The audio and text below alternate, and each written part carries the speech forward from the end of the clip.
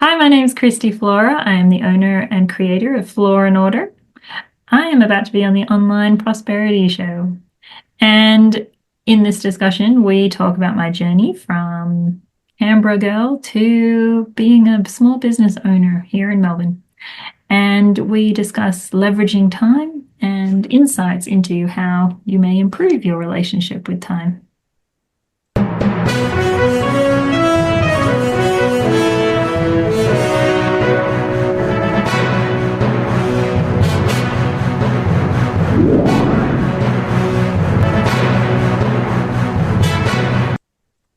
Now, welcome to yet another exciting episode of the Online Prosperity Show, your premier destination for exclusive insights from industry trailblazers. I'm your host, Prosper Taruvinga, and today we're going to be diving deep into the art of mastering time, energy, and attention. Now, Christy, how are you doing today?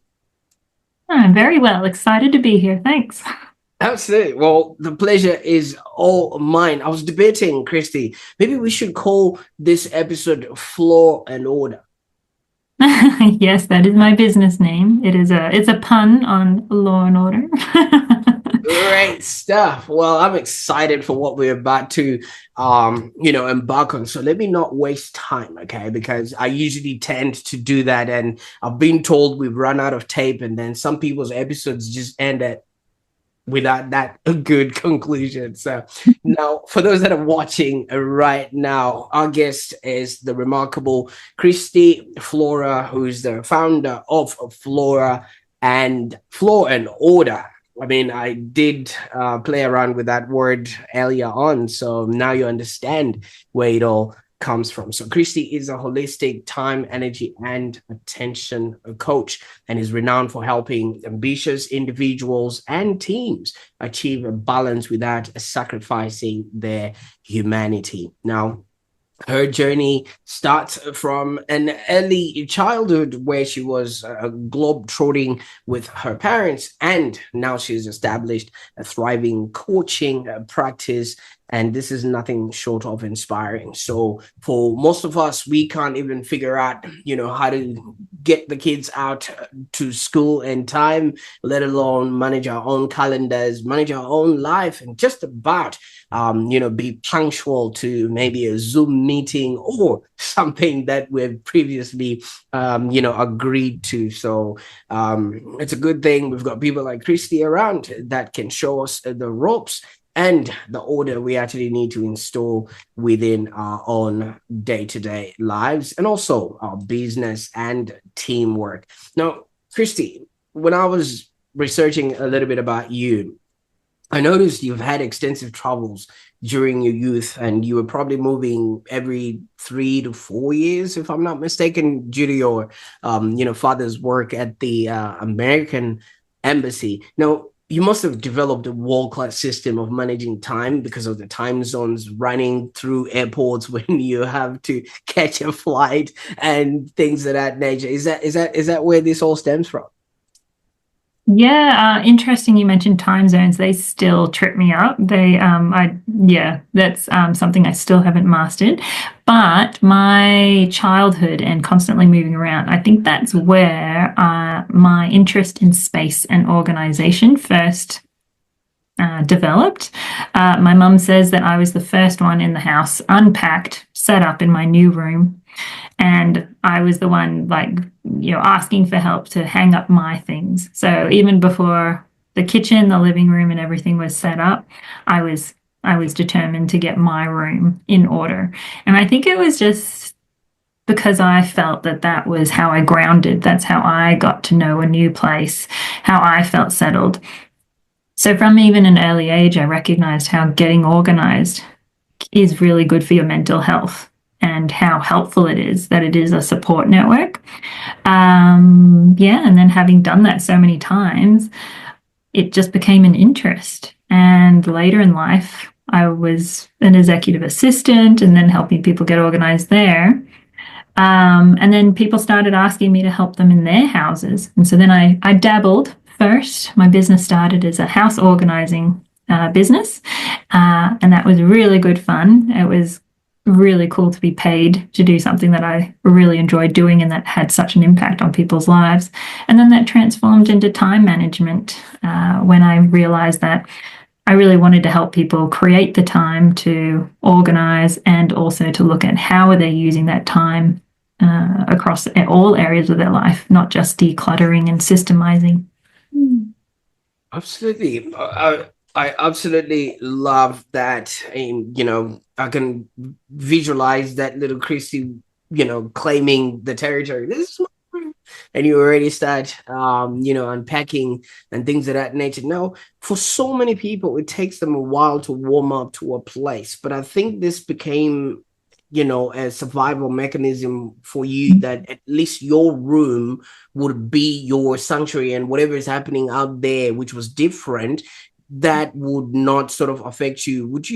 What was it like, maybe, coming to new places and discovering new environments for you? Yeah, well, for the listeners, I was born in London, so don't remember that stint. I was there for 6 months, and then we went to the Middle East, and then Rome, and then we went to London again, and then Copenhagen, and then we got transferred to Canberra. So each place was different, and even just the smells. Like, it's funny, as a 19-year-old, I was backpacking around Europe and I went to Rome and I was like, I've been here before. I know this place just because of the smell. So it was really, yeah, reminiscent. Just how smell brings back so many memories that maybe you don't have, like, consciously. But to your question, it was really about making a haven, about feeling like okay, like everything was changing around me. Schools were different, friends were different, everything except my 4 family members and my stuff was different. So really organizing that room and claiming that space was yeah, it was a grounding exercise. It was a way of feeling okay about moving around. Absolutely. You know why I brought that up is because with people, life changes around us, but we always have some sort of a constant which, makes us feel at home, or this belongs. Because as human beings, no matter where you are in the world, home is where the heart is. And if you obviously have that around you, it doesn't matter where you are. But some people find it very difficult to sort of adapt. Now, you went to, like you said, you might not have a recollection of London, but the Middle East, Rome, and then ended up in sort of Canberra and things like that. Now, where you were leaving might have been sort of like a secluded place because of the embassy, but did you get a chance to maybe learn the languages as well? Only one place was in like a compound. The other places we were mixed in with everyone else, which was nice. So languages.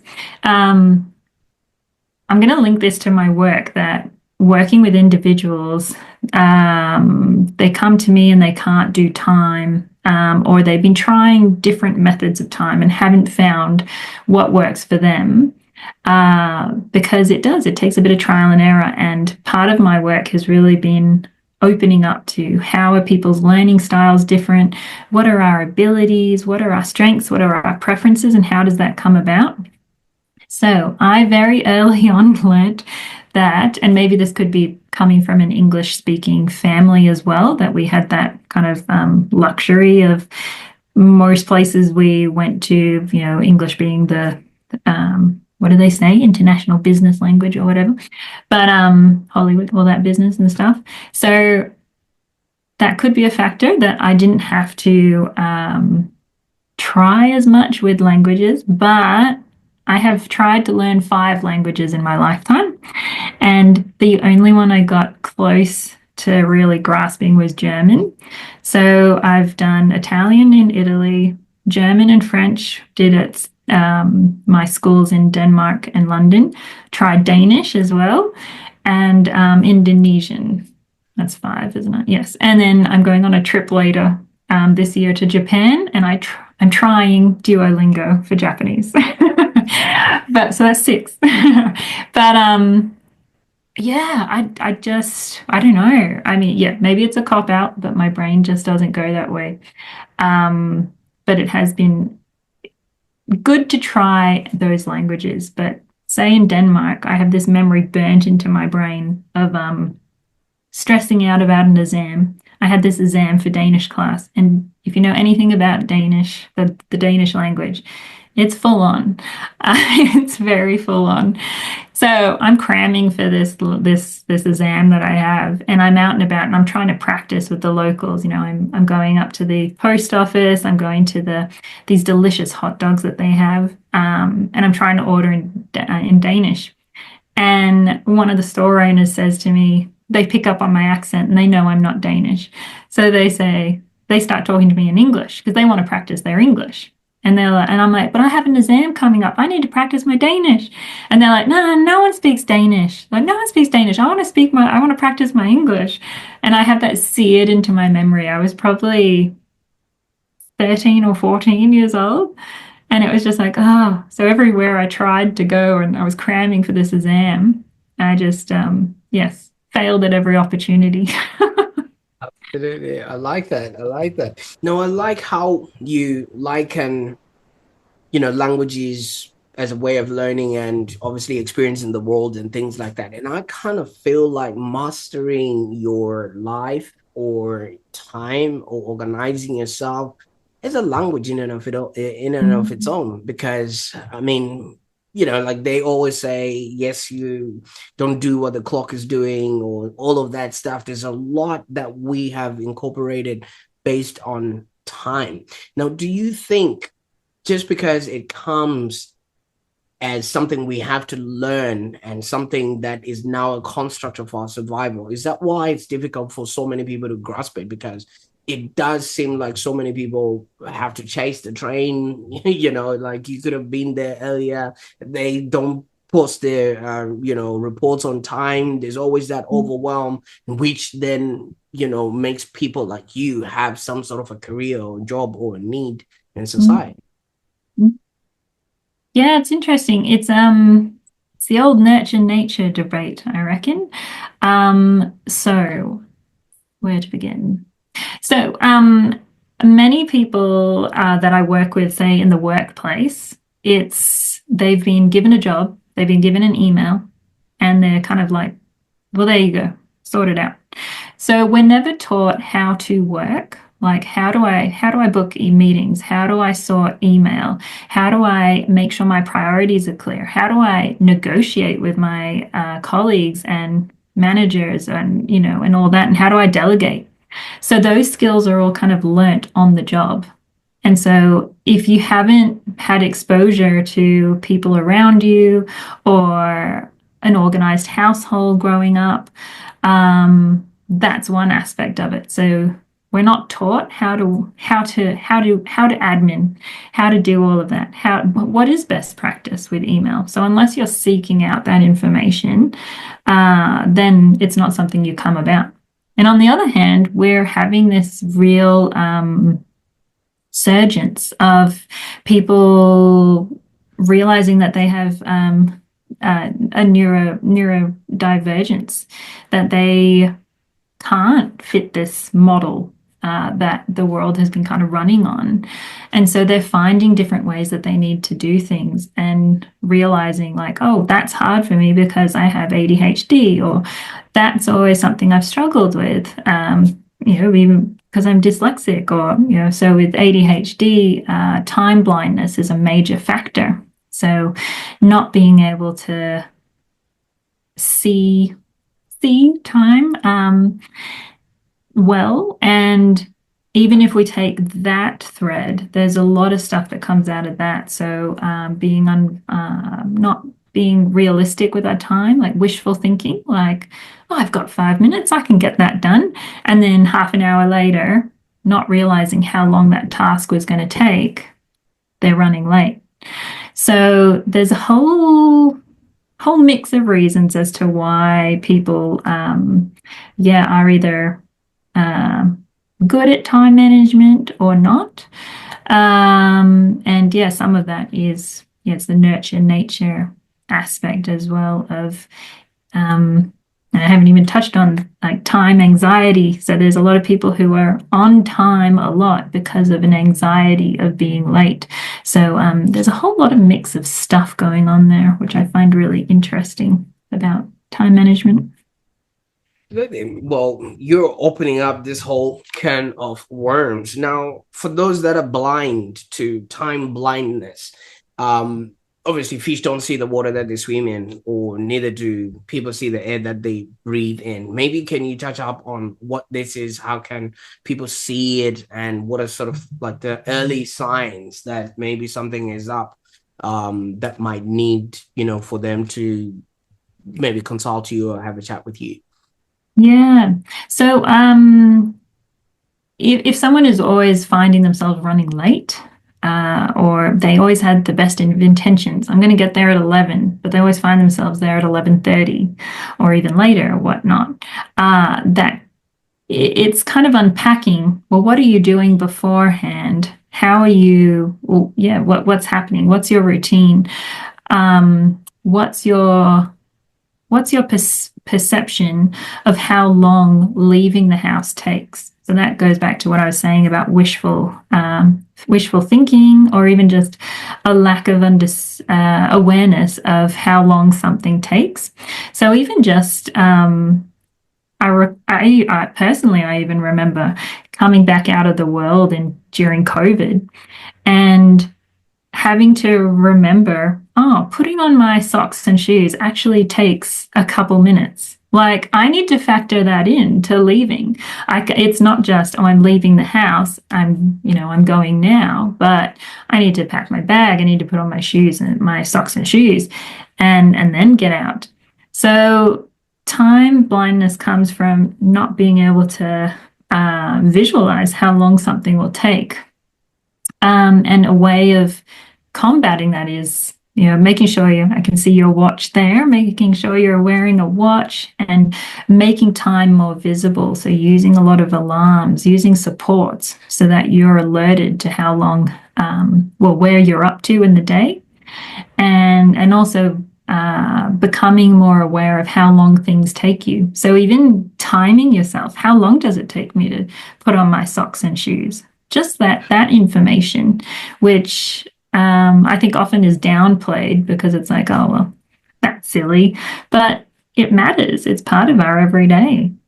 Now, Christy, you did mention my watch, and I visually believe we now live in a global village, which is 24 hours. Okay.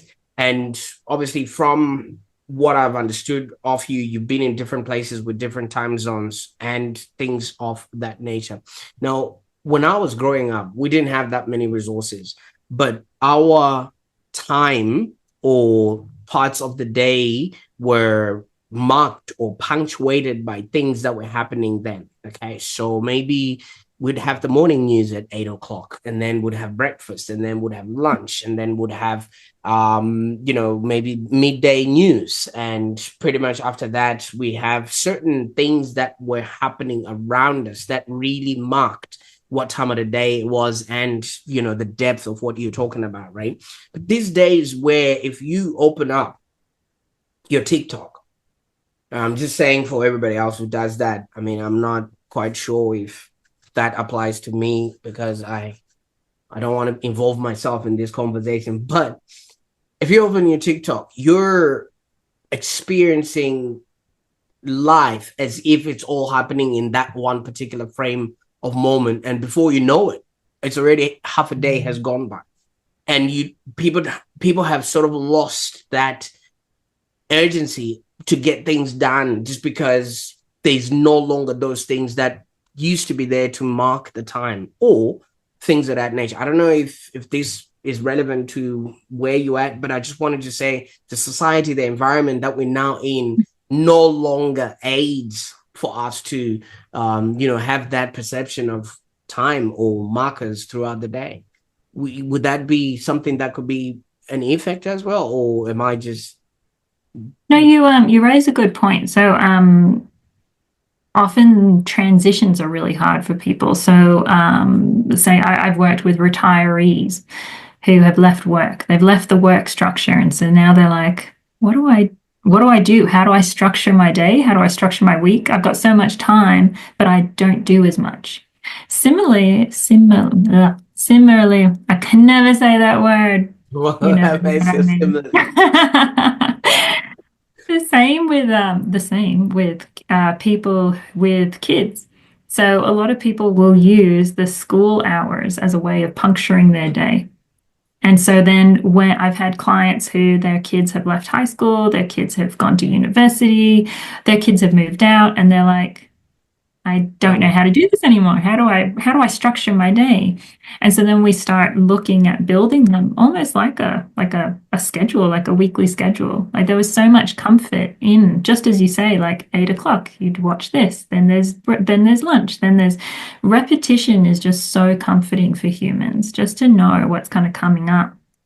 And so yeah, it is interesting to see how those transitions throw people through a loop again and again. How do I adapt to this change? And then thinking about scrolling, it is such a time suck. Oh my gosh, it just like I will throw myself in this situation. I have fallen into some like doom scrolling moments, and it does um it takes away your time. You look up and you're like, oh, that's some time gone. Like, and what have I got for this?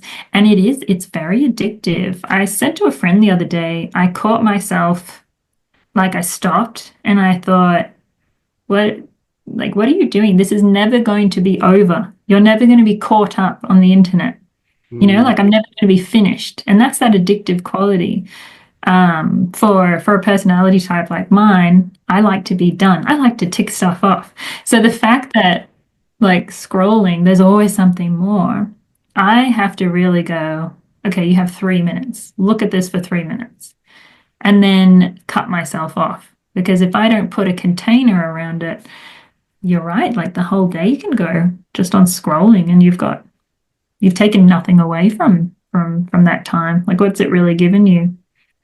oh, Mm. absolutely. I mean, maybe, times are working some sort of evolutionary that we don't know without we're going to trigger in the next few years. You never know what they would be doing, and but I really do appreciate you touching up on that. But yeah, you obviously we were stamping our passports with you, London, Middle East, Rome, and then you ended up in Canberra. What was happening with you there in Canberra?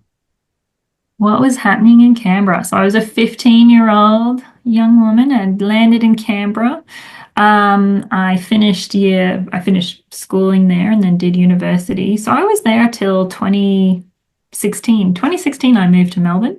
Hmm. And during that time, I was trying to figure out what did I want to do work-wise? Where am I going?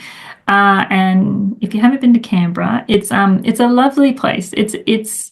It's a strange place, but it's a lovely place. And it's got all of the Australian national institutions, and it's really a great nature spot, and really it's a comfortable lifestyle, and my family's still there, so I visit frequently. So it's a government town, and I found myself working in the government. I did some work for the ACT government, and then I was in the federal government. And an entry point was being an executive assistant. And then that was pretty cool to be organizing people and seeing inside the inboxes and the calendars of executives. And I had so many insights into a variety of people. So that some were very organized and didn't need me very much, and some were quite disorganized and did need me a lot. And the dynamics with each of them were very different. So one of my execs said that I was very good at my job because I was a bit of a chameleon. I was whatever they needed me to be, and I think that's a quality of a good executive assistant is being able to see what does this person need, and how can I deliver that. But yeah, eventually I was working in a policy area in the arts department. I love arts and culture. So I was in the arts area of government, but felt a pull away from that. And all of the signs around me were hinting towards organizing and helping people make the most of their time. And then I started helping people with their organizing their wardrobe, moving house, organizing their garage.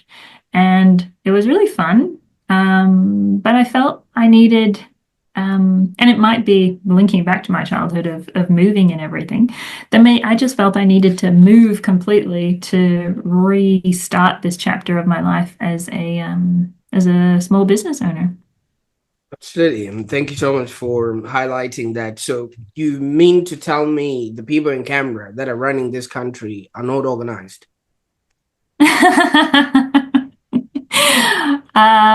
No, well, yeah. Some definitely they had some out of control inboxes, and other people were really on top of it. But yeah, that's why you delegate and reach out to other people who are better at what you struggle with. Absolutely. That explains a lot, but thank you so much for highlighting that. So you obviously moved to Melbourne, and I would think right about that time it was the most livable city in the world.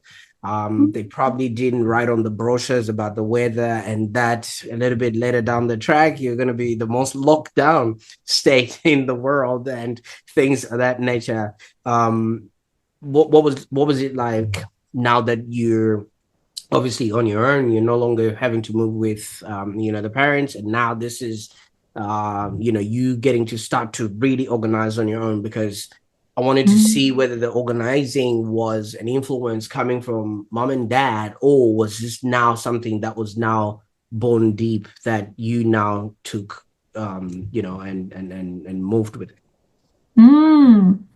Well, so before I moved to Melbourne, I was doing a whole lot of house sitting in Canberra. So maybe for about a year and a half, I was doing a lot of house sitting, looking after people's pets and sometimes just plants.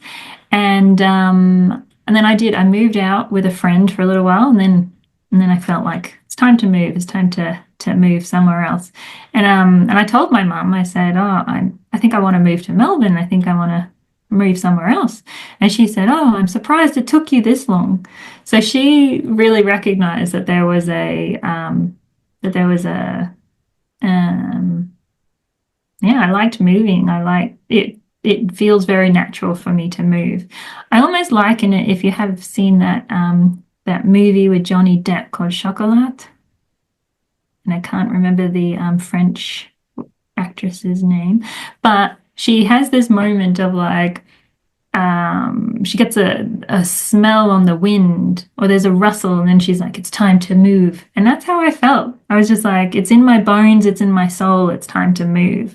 And yeah, so I moved to Melbourne, and finding it's funny how it worked out, because I had a friend of mine had a wedding recently, and I met her bridesmaid who had a spare room in Hyatt here in Melbourne, and she said, "Oh, come down. You can use the room for as long as you want till you set yourself up." I was like, "Oh, brilliant, thank you."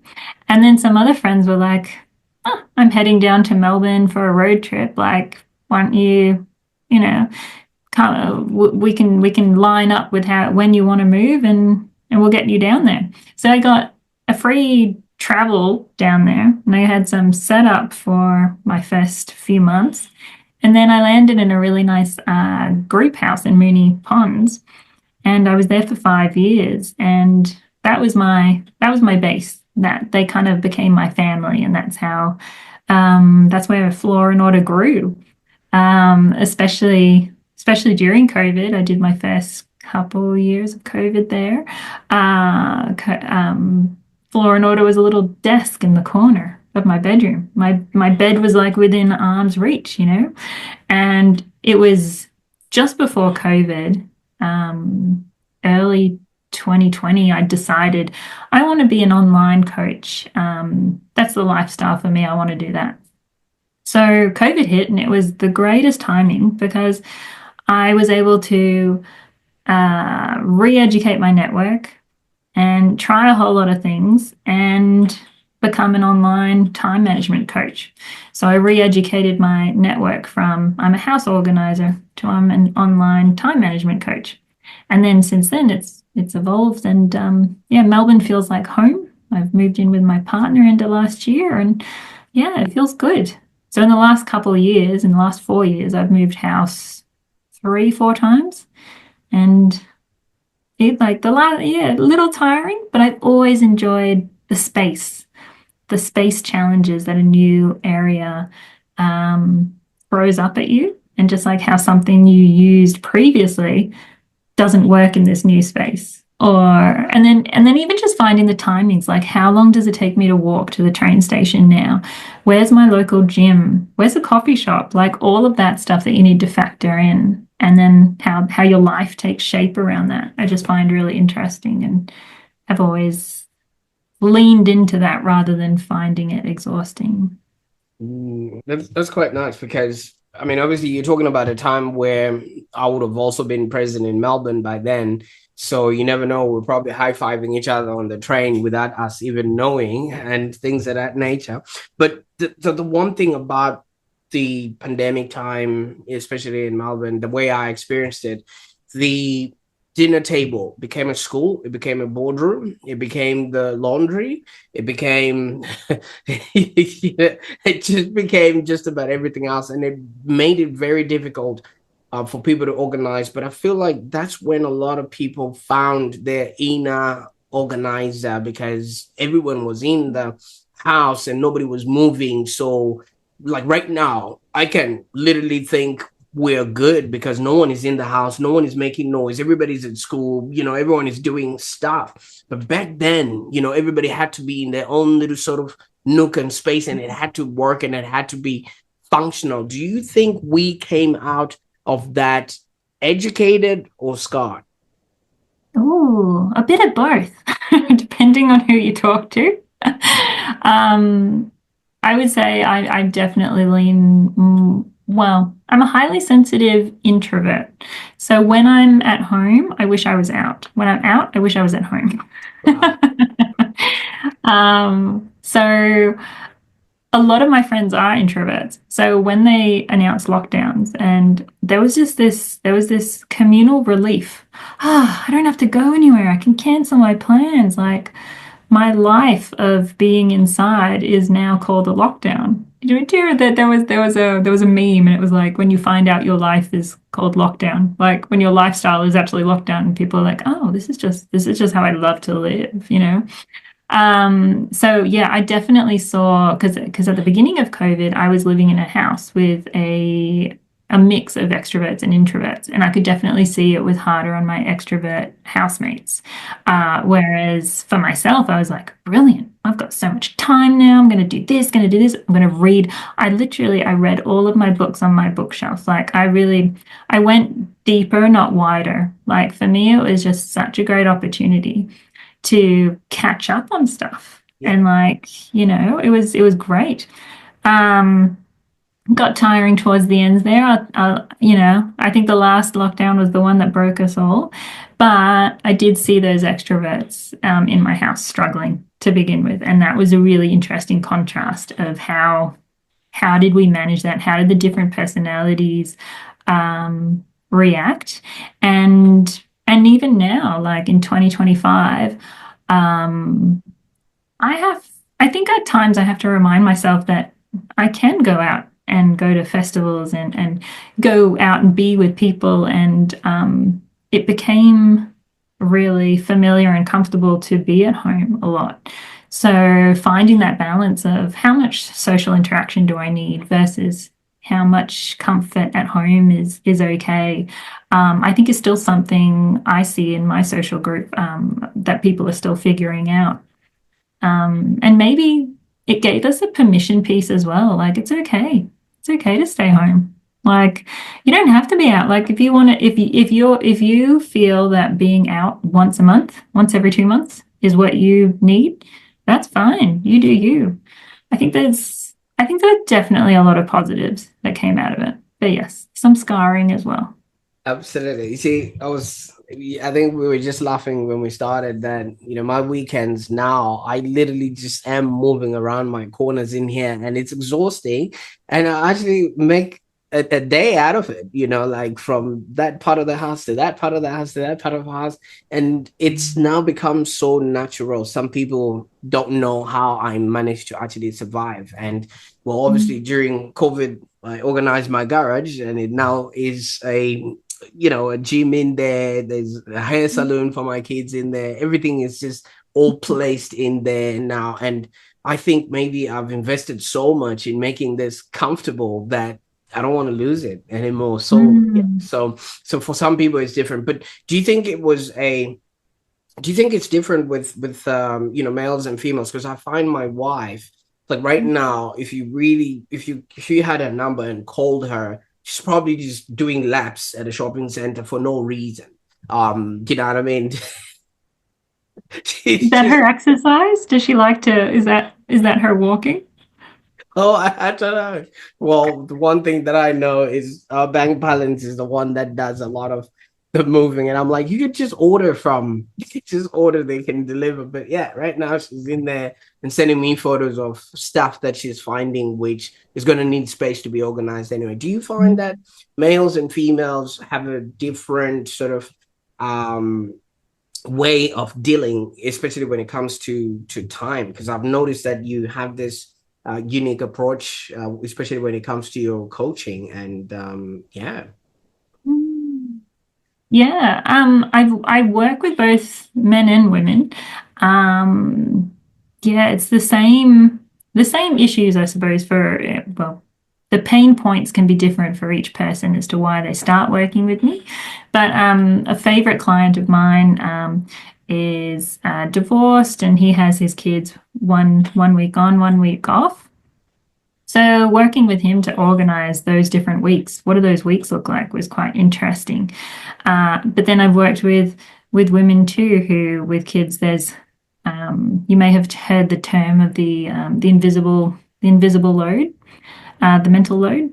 Yeah, so that's really become quite a prominent discussion in many years, and I recommend the book Fair Play for anyone who is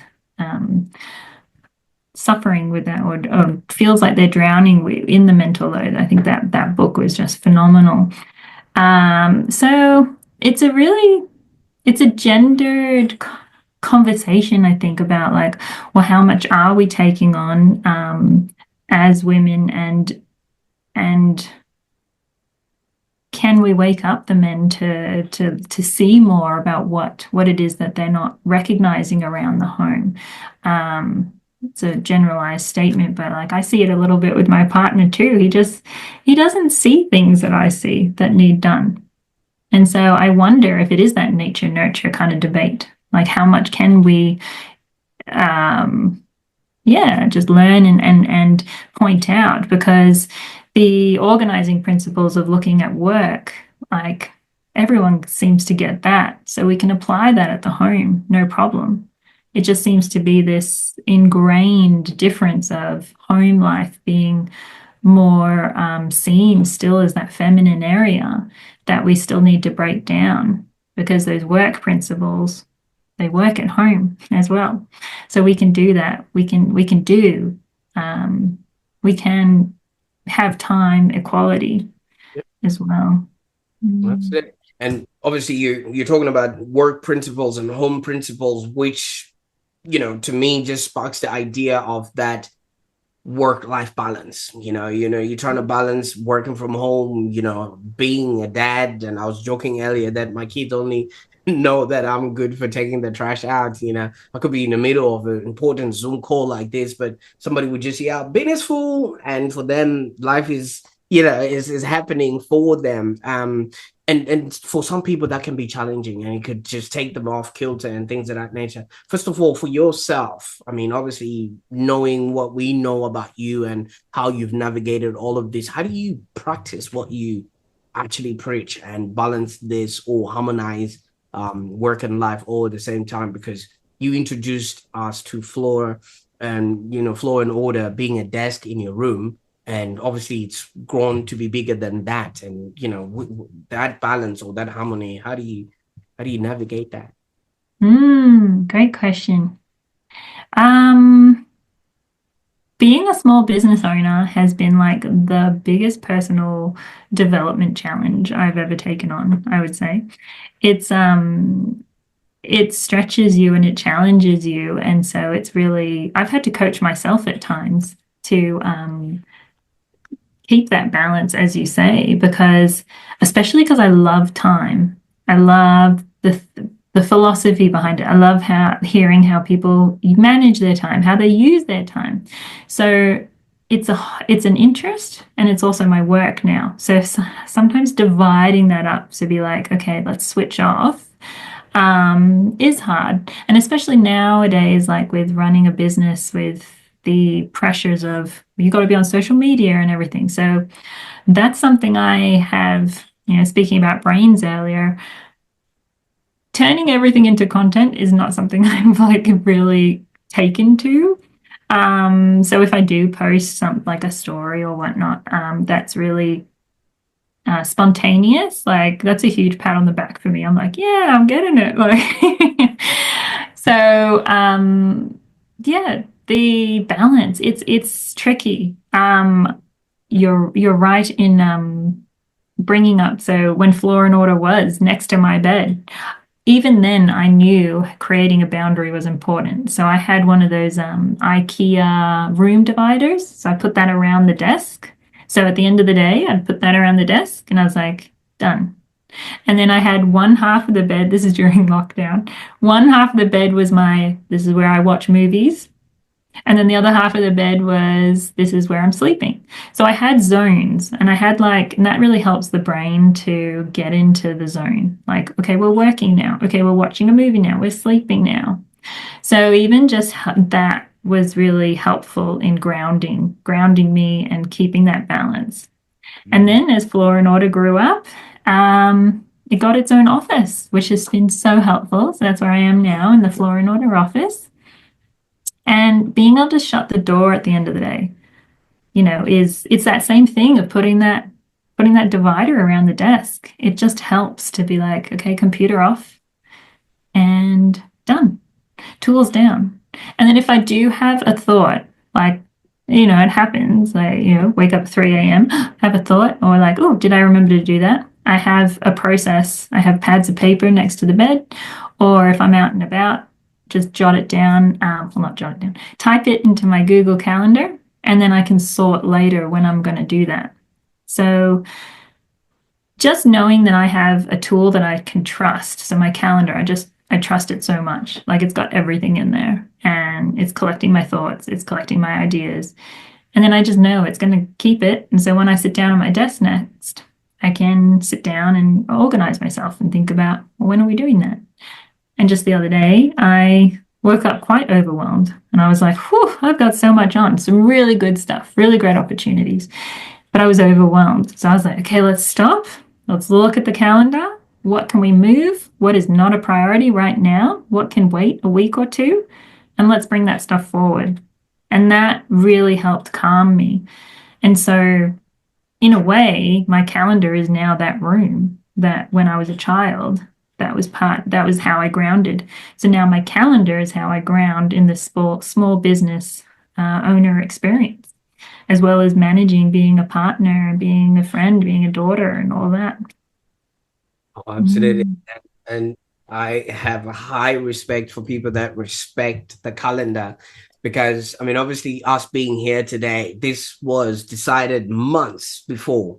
And you can only imagine that flow on effect of if either one of us didn't show up for this, that would have obviously ruined whatever is the step on to the next beat of that calendar and things of that nature. And for me, it's fascinating when I bring people on and I can tell who's who in the zoo. Some people show up 10 minutes before, some people show up 10 minutes after, and some people, and I'm just thinking to myself, oh wow, that's probably how you run your life. But it's just one of Yeah. those things and things of that nature. But maybe obviously on a practical level, for those you did mention the word overwhelmed, and this is where a lot of people are at. For those that are maybe overwhelmed by their own schedules and they have literally crafted themselves all for lack of a better term, organize themselves into a corner, really.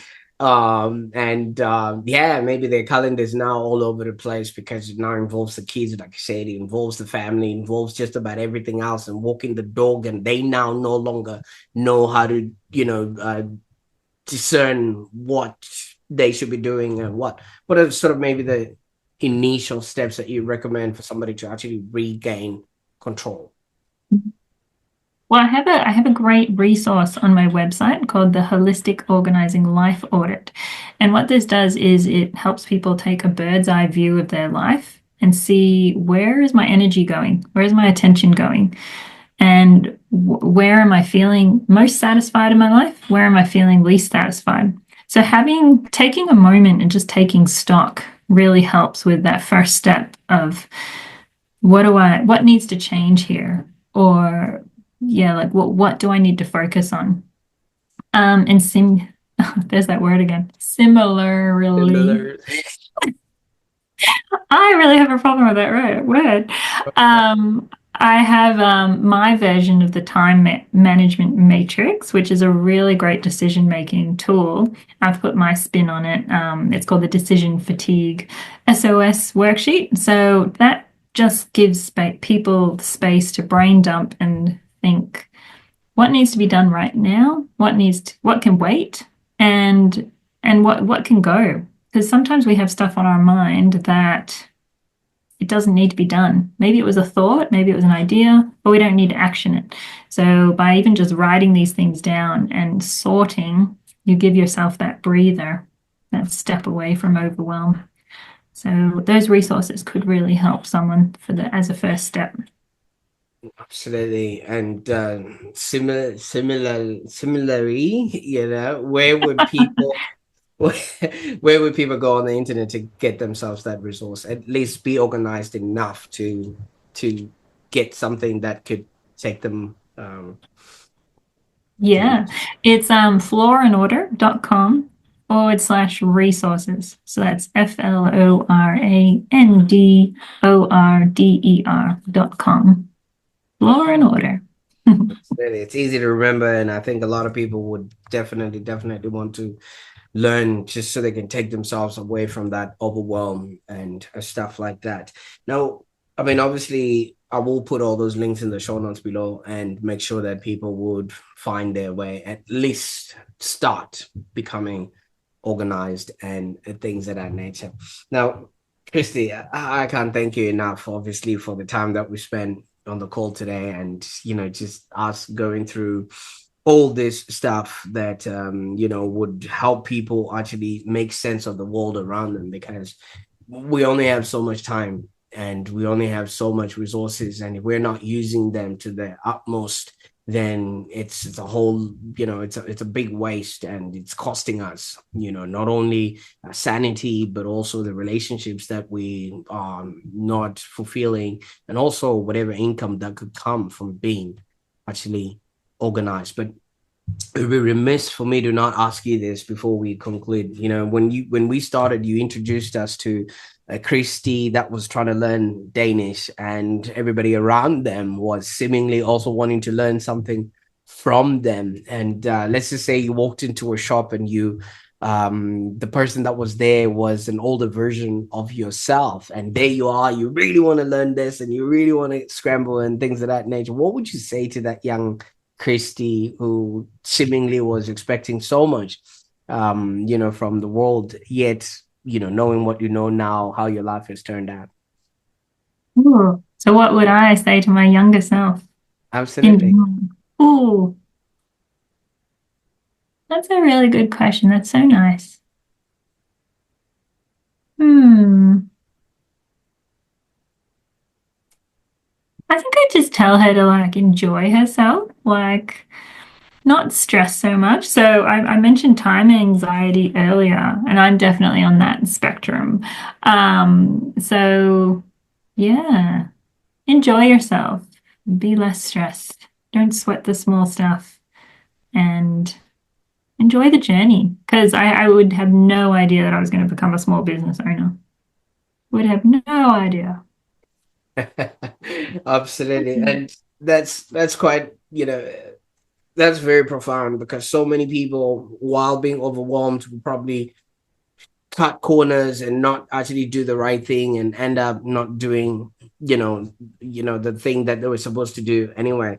And in the interest of having time as the basis of this conversation, there's a statement, I think it's attributed to Bill Gates, and it says most people overestimate what they can do in a year but underestimate what they can do in 10 years. And I feel like so many people, if they just figure out what their day would be, it will inform what the next 10 years would be. And knowing what we have discussed today, I want to know what's next for Flow and Order. I mean, you presented to us a desk, a blog, and now you're this, a champion of teams, individuals, and people, so they can make sense of the world around them. What's next? Yeah. Well, I'll build off of that great quote you used. I'm a huge advocate and this is why I say it's holistic time management. So I'm a huge advocate following what feels good. So a lot of Floor and Order's journey was, as I said, like people offered me a ride to Melbourne. I was like, sure. Then then I had a room and I was like, sure. I was like, this is feeling good.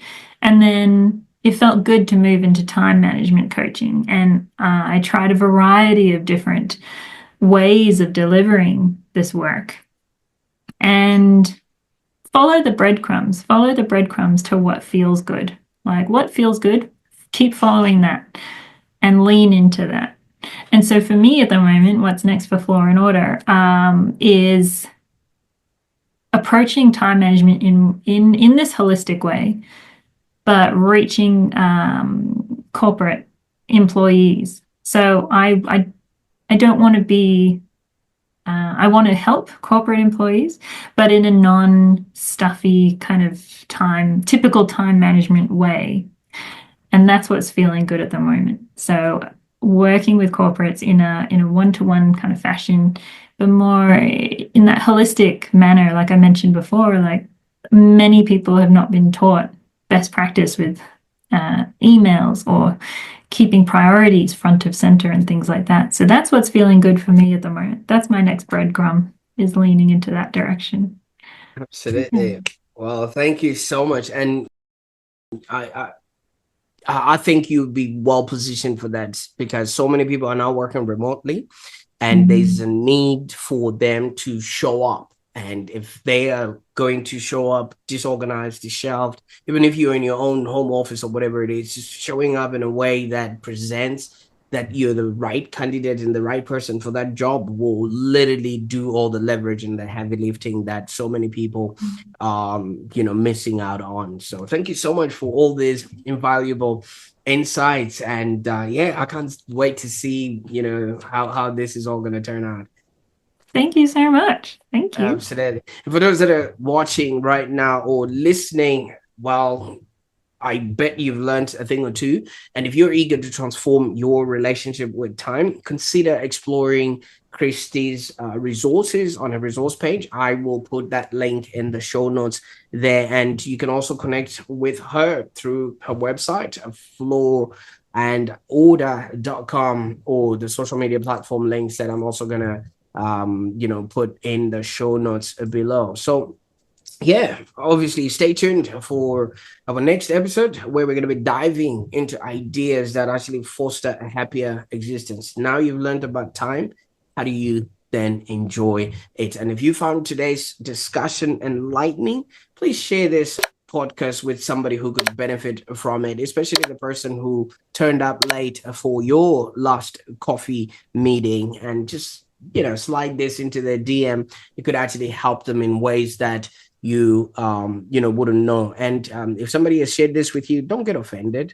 It's just the way things are, and somebody's really trying to help you do and have happier existence. And while you're at it, subscribe to the Online Prosperity Show so you don't miss out on more insightful content like this, because the journey to prosperity just simply begins with a single well-organized step. And that step could just be a subscription to this channel. Bye for now.